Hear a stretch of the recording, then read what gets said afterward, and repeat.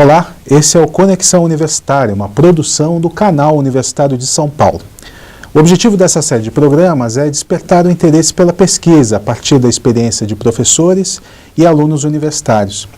Hoje aqui no nosso estúdio nós temos a presença do professor e pesquisador André Santoro. André, seja bem-vindo. Obrigado pela oportunidade. Ok, André é formado em jornalismo pela Universidade Federal Fluminense, a UF, né? Tem mestrado em comunicação e semiótica pela PUC aqui de São Paulo e está na fase final do seu doutorado em letras aqui pela Universidade Presbiteriana Mackenzie. O André trabalha, a sua linha de pesquisa é o jornalismo literário. E é com isso que eu começo o nosso papo, André. Me fala um pouco, André, dessa relação que existe entre o jornalismo, que é uma técnica, né, de produção de textos, enfim, de conhecimento, muito ligada à veracidade dos fatos, e a literatura, que tem uma base muito forte na ficção, na imaginação, na criatividade. Como é que isso pode funcionar? Olha, Daniel, o jornalismo literário, essa aproximação entre o jornalismo e a literatura, existem muitas interpretações para isso, mas a minha área de pesquisa, que é principalmente na área de mídia impressa, na mídia impressa, o jornalismo literário acontece a partir daqueles autores que tentam fazer textos jornalísticos que são um pouco mais elaborados, que têm um tratamento estético um pouco mais aprofundado. São textos jornalísticos que fogem um pouco daquele padrão da notícia crua e direta que estamos acostumados a ver na grande mídia, principalmente na mídia que nós jornalistas chamamos da mídia que se preocupa com a hard news, né? Que são as notícias mais curtas, mais fragmentadas e tal. O jornalismo literário, ele acontece a partir de vários recursos. Existem vários recursos, e vários pesquisadores já mapearam alguns desses recursos. O meu foco de pesquisa atual, e foi inclusive a grande questão que eu coloquei na minha pesquisa de doutorado para fazer a minha tese, foi o uso de personagens. Então, o jornalismo literário, ele é um jornalismo em que o autor se preocupa bastante com a utilização de personagens. Que personagens? Os personagens do jeito que eles são construídos na literatura. Então é como se o jornalismo literário, na minha visão, fosse um jornalismo que se aproveita desse recurso da literatura, que é o personagem, e esse recurso acaba sendo incorporado ao texto jornalístico. É a partir disso que eu construo a minha pesquisa. Inclusive no mestrado também, né, André? Você trabalhou também com o fato consumado, a presença da ficção na mídia impressa, né? Você já vem trabalhando com essa linha desde o mestrado, na PUC. E quando você traz isso para a questão do personagem, a gente então deixa de usar aquela terminologia fontes, não é, que o jornalismo está acostumado a utilizar nas suas matérias. Então entrevistamos tantas fontes e tal, como se fosse uma pesquisa estatística, não é, para usar o termo personagem, não é? E além de personagem, quais os outros termos que você traz da literatura para o jornalismo literário? Olha, eu posso citar, por exemplo, os quatro recursos principais que foram mapeados por um sujeito chamado Tom Wolfe, que é um americano que comecinho da década de 70 lançou um livro chamado O Novo Jornalismo. Esse livro é um livro muito importante nos estudos de jornalismo literário, porque é um clássico, né? É um clássico, e ele deu nome a um movimento da imprensa americana, né? Nesse livro, o Tom Wolfe ele fala de 4 recursos básicos que são herdados de uma certa corrente literária, mas a gente pode dizer que é da literatura como um todo, e que ajudam a consolidar o texto no novo jornalismo e, por extensão, no jornalismo literário. Ele fala de 4 coisas que são literárias e que ajudam a enriquecer o texto jornalístico. Você tem a narração, uma narração que é diferente, uma narração cena a cena, que é o texto jornalístico em que as coisas vão acontecendo no texto. Então, você tem o clássico, por exemplo, do jornalismo literário, que é A Sangue Frio, do Truman Capote, né? O trecho do livro em que os assassinos acabam com a família inteira, porque eles matam a família inteira, ele é apresentado desse jeito, né? Então eles entram na casa, eles passam por alguns cômodos, e aí eles vão matando as pessoas da família à medida que eles vão entrando na casa. Tem toda uma narração em torno disso. Esse seria um. Tem um outro que é o uso de diálogos. Você estava falando da questão da fonte versus o personagem. Isso, né? exato. Numa matéria jornalística tradicional, a gente geralmente picota o que a fonte falou. Né? Você entrevista... transforma em citações, em aspas. Isso, né? transforma em citações. Então... às vezes a fonte fica brava com o jornalista por causa disso, né? Você fica 1 hora entrevistando uma pessoa e depois essa 1 hora de conversa se transforma em uma frase entre aspas, né? E a fonte vira para você e fala assim, pô, mas eu conversei 1 hora contigo e você usou isso no texto, né? O jornalismo faz isso, né? E a gente sempre diz, a culpa é do editor. Exatamente, claro, a culpa nunca é do jornalista. Tal, exatamente. Mas enfim, o jornalismo literário, ele é como se ele desse mais voz à pessoa. Por isso ela também é personagem, né? Então ela fala. Então você tem muito diálogo, tem muita fala no meio do texto. Esse seria o segundo recurso. Não nessa ordem, eu estou falando uma ordem aleatória. Certo. Um terceiro recurso é o que o Tom Wolfe chama de descrição do status de vida.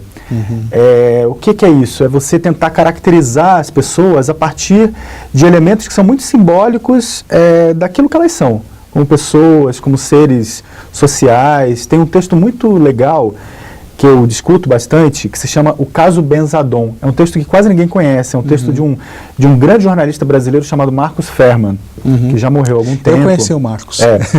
O Marcos, ele escreveu esse texto em 1971 e publicou no JT. Exato. Foi num sábado, em 1971, fala sobre o assassinato de uma família, de uma mulher que vivia numa comunidade em Itaquera, aqui em São Paulo.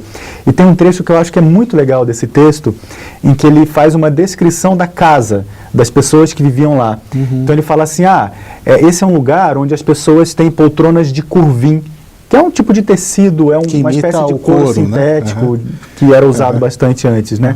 É uma casa onde as pessoas têm quadros com fotos emolduradas de pessoas da própria família. E é um lugar onde as pessoas assistem e gostam do programa do Chacrinha. Olha que barato. Ele está fazendo uma descrição... A gente consegue ver. Isso. Né? Ele está fazendo uma descrição de uma comunidade, pode-se dizer assim, o que o IBGE hoje chamaria de classe C. Né? É uma classe média baixa, habitante da zona leste de São Paulo e tal. É isso que o Tom Wolfe chama de descrição do status de vida. E o quarto, que ele fala que é o uso do ponto de vista... São pontos de vista alternativos. No jornalismo tradicional, o repórter geralmente não tem permissão para escrever, por exemplo, em primeira pessoa. Sim. Né? O texto ele é quase sempre impessoal. No jornalismo literário, não. Ele pode assumir a voz de um narrador que fala com o leitor. Exato. Então, eu passei por isso, eu fiz aquilo. Esses são 4 recursos bem mapeados pelo Tom Wolfe. E você falou do Marcos Faerman, que foi da equipe que revolucionou o jornalismo brasileiro no Jornal da Tarde. Eu tive a oportunidade de conhecer o Marcos, já um pouquinho mais para o final da vida, né? Mas antes disso, nós temos bons exemplos também na imprensa brasileira desse estilo jornalístico, a partir da revista Realidade, da editora Abril, por exemplo. E antes disso também, antes da década de 60, a gente também tem um jornalismo mais romântico, mais de crônicas, como o jornalismo do João do Rio, por exemplo, do Nelson Rodrigues, que ultrapassava as fronteiras da realidade, indo direto para a ficção, mas eram jornalistas de formação. Né? Então o Brasil também, a gente fala muito, né, do Gay Talese, fala muito do Truman Capote, fala do Tom Wolfe, mas o Brasil também tem uma tradição nisso, né, André? E é em cima disso que você trabalha no seu doutorado, a partir de um autor brasileiro, não é? Sim, eu trabalho com um autor que, aliás, é discípulo do Marcos Ferman, que é o Caco Barcelos, né? O Caco Barcelos trabalhou com o Marcos Ferman durante muito tempo, inclusive na imprensa alternativa, na época da ditadura. Eu trabalho, o meu objeto, né, principal de estudo é um livro que foi publicado em 2003, se não me engano, em 2003, a primeira edição, do Caco Barcelos, que é o Abusado. Mas eu queria só... O Abusado é sobre um traficante carioca que acabou morto alguns anos depois. Mas eu concordo totalmente com isso que você disse antes. O jornalismo literário, é claro que ele não nasceu na década de 60 ou na década de 70 nos Estados Unidos, com o novo jornalismo, ele é muito anterior a isso. A gente tem no Brasil Euclides da Cunha, né? Claro. Virada do século XIX para o século XX, o livro que ele publica, depois de voltar lá dos Canudos. de Canudos, pode-se dizer que é uma obra de jornalismo literário, por que não? Claro, né? claro. E ele trabalhou como jornalista para fazer esse livro, né? A partir da algumas décadas depois, a gente tem a revista O Cruzeiro também, sim, no Brasil, né? E alguns Davi jornalistas, Nasser, Davi Nasser, alguns jornalistas que fizeram história com textos bastante descolados do modelo tradicional do jornalismo, né? Não dá para dizer que é um estilo, jornalismo literário, que tem 50 anos de história. Ele tem bem mais do que isso, né? Com certeza. E André, você, a partir então do livro Abusado, você faz essa análise do personagem, não é? Isso. E aí o que implica, né, nessa análise? A partir de qual referencial que você vai buscar os elementos para analisar essa personagem? Isso para o pessoal que gostaria de pesquisar um pouco nessa linha, né, do jornalismo literário, personagem, né?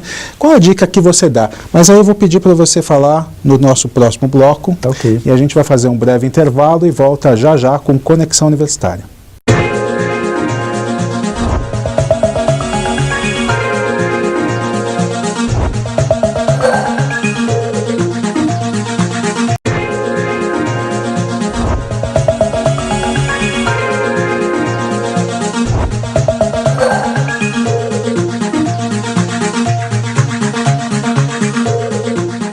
Olá, estamos de volta com o segundo bloco do Conexão Universitária, uma produção do Canal Universitário de São Paulo. Hoje nós temos aqui no nosso estúdio a presença do professor e pesquisador André Santoro. André, nós conversávamos aí no primeiro bloco a respeito do seu doutorado e da forma como você analisou, né, o personagem do Marcinho VP, que é o personagem principal do livro Abusado, do Caco Barcelos, no seu trabalho. E a partir de quais referenciais você consegue identificar o personagem? Porque personagem é uma coisa que pode estar sob vários pontos de vista, né? Essa é o personagem para o leitor é um, para o autor é outro. Então, de que personagem você falou no seu doutorado? Essa pergunta ela não é tão simples, porque, enfim, isso faz parte da pesquisa, né? Eu fiz uma espécie de retomada de teorias e conceitos sobre personagens que me ajudassem a formular a minha pesquisa. E existe uma história de mais de 2000 anos de conceitos sobre personagens. Um dos primeiros pesquisadores que se debruçaram sobre esse tema foi o Aristóteles, né?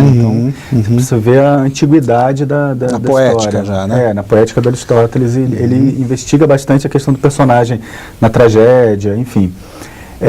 O que eu tentei fazer, vou tentar resumir mais ou menos o que eu tentei fazer. Imagina que você está lá com os teus alunos, e aí você está contando isso para dar vontade deles pesquisarem mesmo, mais ou menos na tua linha. O que eu tentei fazer foi resgatar todas as teorias que eu pudesse resgatar, porque também não dá para resgatar tudo, né?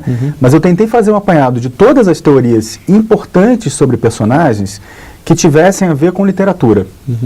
Então, como eu estou tentando aproximar o jornalismo da literatura, eu pensei mais ou menos assim: se eu quero dizer que o jornalismo literário, uma das principais formas de elaboração do texto no jornalismo literário é o uso de personagens, e se personagem é um conceito muito relacionado ao universo da literatura, eu preciso investigar personagem na literatura.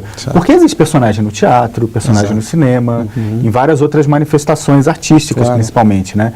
Mas eu tentei ir principalmente atrás do personagem na literatura. O personagem na literatura, ele tem várias características, ele é muito complexo também, e as teorias sobre personagens são muito complexas.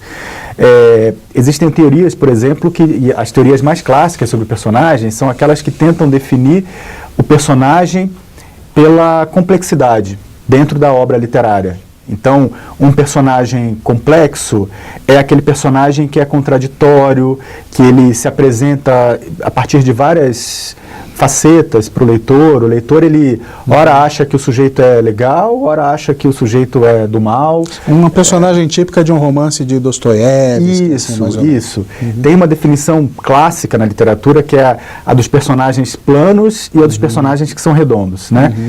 O personagem plano seria aquele que não é muito complexo, é um personagem simples, né? Um personagem que se mostra basicamente de um jeito para o leitor. O personagem redondo não, é aquele que tem um monte de características, às vezes ele faz uma coisa, depois ele se contradiz, ele é ambíguo, enfim.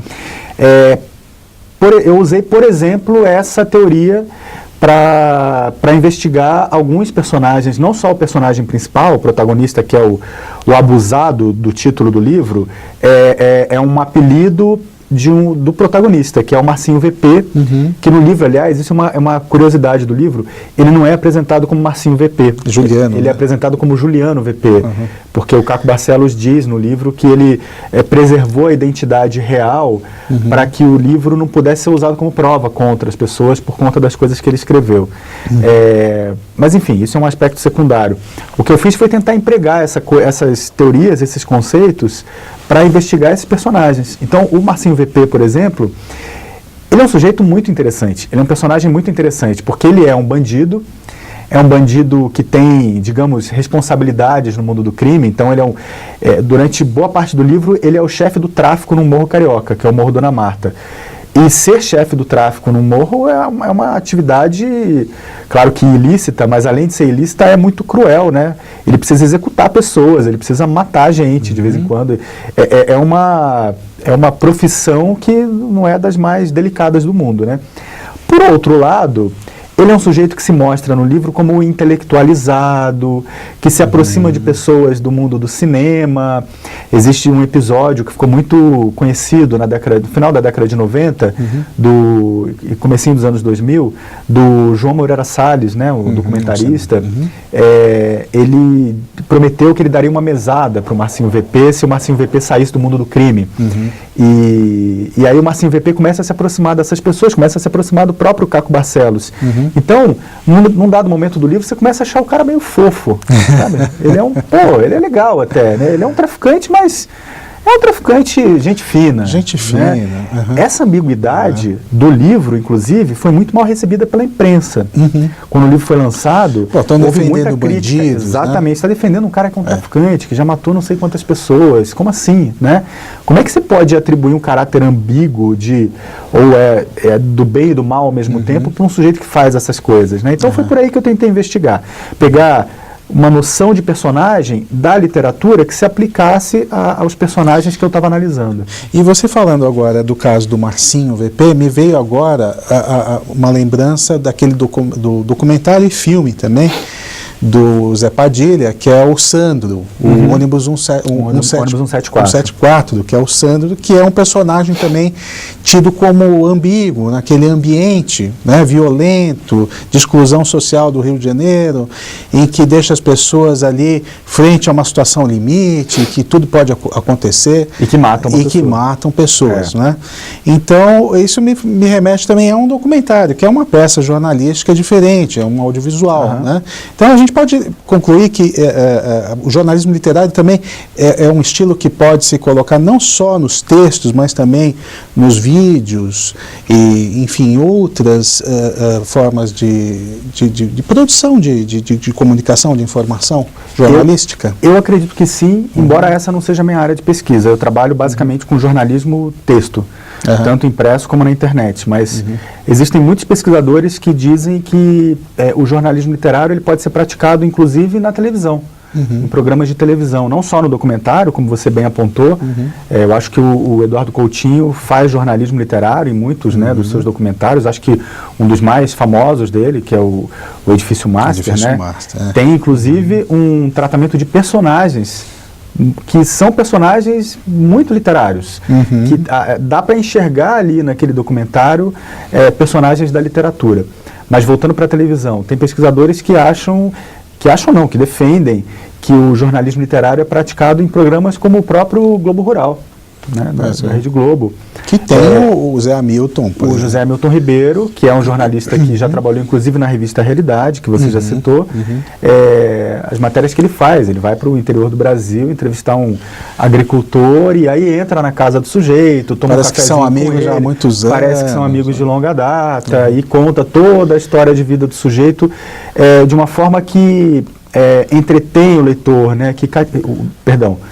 É o vício, que entretém o espectador, que faz com que o espectador tenha uma experiência de assistir aquele programa de um jeito diferente, né? Do jeito que ele assistiria um outro programa que não fosse pensado com essa linguagem. Né? E é o jeito que você sempre gostou de consumir jornalismo, André? Porque isso me parece que é um tema que te atrai muito, né? Que você gosta muito. Bastante. E por que você gosta tanto disso?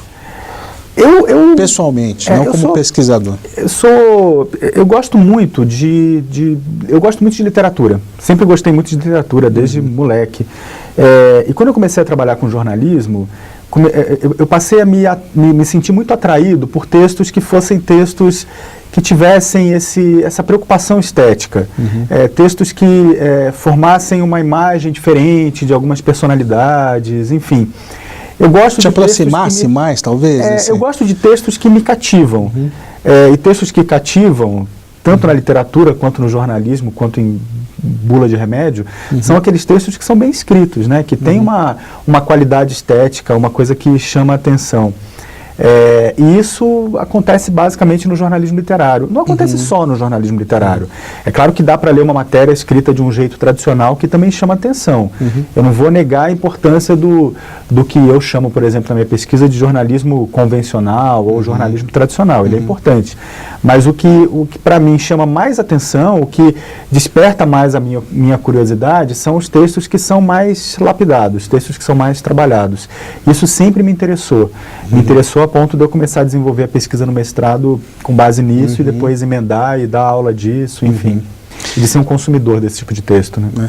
E, André, você acha que o jornalismo, esse tradicional que você se refere, né, esse jornalismo mais convencional, do lead, da pirâmide invertida, está carecendo um pouco desse retorno às suas origens, né, desse jornalismo mais ficcional? Você acha que você vê no jornalismo literário uma alternativa de diversidade daqui para frente dos conteúdos que vão ser feitos, né? Como é que você vê isso nesse atual momento e futuramente?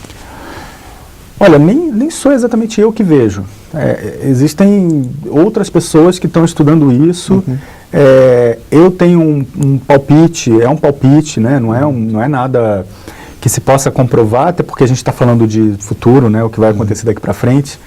Mas eu penso que se a gente pegar um tipo muito característico de mídia, o jornal impresso diário. Né? O jornal impresso diário, seja ele qual for, se a gente pegar os grandes jornais impressos diários brasileiros, né? Eles estão passando por uma crise de linguagem. Não vou nem entrar no mérito da crise de circulação e tal, porque esse é um outro assunto. Isso deixa para lá. Mas eles estão passando por uma crise de linguagem.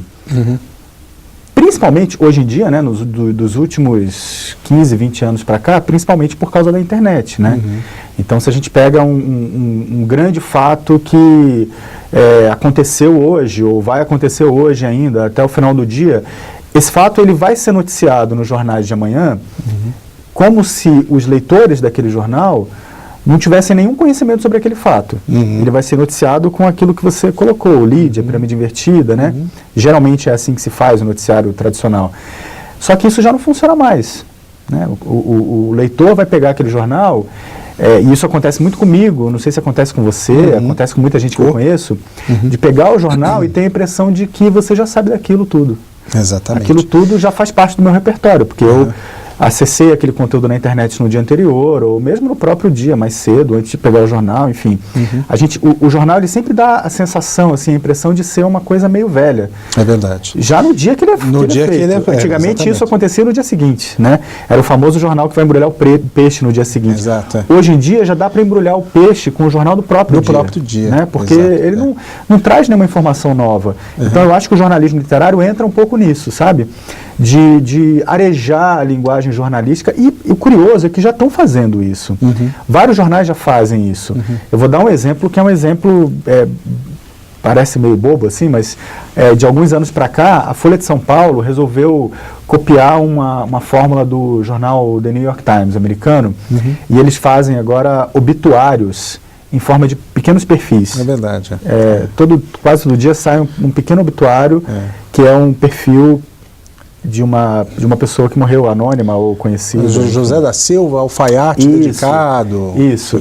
Tal. Isso para mim, não só isso, mas outras matérias que a Folha faz, que o Estadão, que o Globo fazem, isso para mim já é um sintoma de que o jornalismo impresso diário está, de certa forma, tentando se aproximar de um jornalismo mais literário. Sabe? Nem precisam dar esse nome. Tudo bem, não quer chamar de jornalismo literário, mas é uma experimentação de linguagem que precisa ser feita, né? Para que o leitor não tenha tanto essa sensação de, pô, mas eu já vi esse assunto, eu já conheço esse assunto, né? Como é que se faz isso? A partir de um tratamento diferente do texto. Não só do texto, ele precisa apurar, ele precisa levantar informações que complementem aquilo, né? Ele precisa, talvez, arranjar um bom personagem para fazer a matéria a partir de um outro olhar, de um outro viés. Eu acho que isso tudo faz parte de um processo de transformação que está acontecendo. E, André, você acha que o jornalismo, né, está voltando à sua origem? Porque a sua gênese é literária, né? Você tem grandes escritores como Machado de Assis, por exemplo, que começaram no jornalismo, né? E quer dizer, então o jornalismo teve uma época que na década de 50 que espirrou isso para o lado ali, se constituindo empresas e tal. Foi o período da profissionalização, né? Principalmente aqui no Brasil. Eu não sei se ele está voltando às origens. Eu acho que aquele jornalismo muito próximo da literatura, inclusive no sentido de que os autores que faziam eram literatos, né? Eram autores de livros e de textos literários. Eu acho que isso não vai acontecer de novo. Acho muito pouco provável. Mas eu penso que vai haver um retorno no sentido de que o jornalismo vai cada vez mais buscar, consciente ou inconscientemente, ferramentas e recursos na literatura. Isso sem dúvida. Legal. Bom, André, nós chegamos ao final do programa. Queria agradecer mais uma vez sua participação aqui no Conexão Universitária e te desejar boa sorte no teu doutorado. Depois você vai voltar aqui para a gente continuar esse papo, depois você defender teu doutorado, vai falar dos seus projetos futuros. E você que se interessou pelo tema colocado aqui, o jornalismo literário, você pode mandar um e-mail para a gente, né? Mande uma sugestão, mande uma crítica e, enfim, entre em contato. O nosso e-mail é cnu@cnu.org.br e nos vemos numa próxima edição. Muito obrigado e até a próxima.